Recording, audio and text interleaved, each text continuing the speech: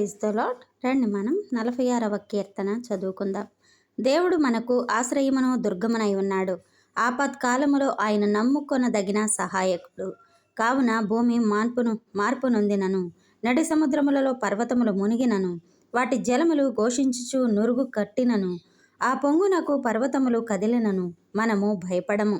ఒక నది కలదు, దాని కాలువలు దేవుని పట్టణమును, సర్వోన్నతుని మందిరపు పరిశుద్ధ స్థలమును సంతోషపరచుచున్నవి.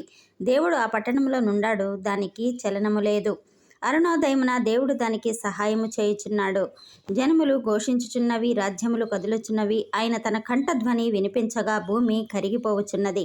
సైన్యములకు అధిపతి యెహోవా మనకు తోడై ఉన్నాడు. యాకోబు యొక్క దేవుడు మనకు ఆశ్రయమై ఉన్నాడు.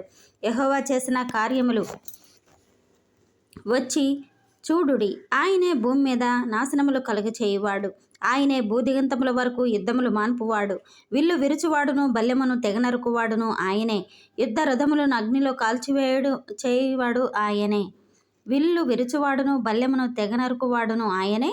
యుద్ధ రథములను అగ్నిలో కాల్చివేయువాడు ఆయనే. ఓరకుండుడి, నేనే దేవుడనని తెలుసుకొనుడి. అన్య జనులలో నేను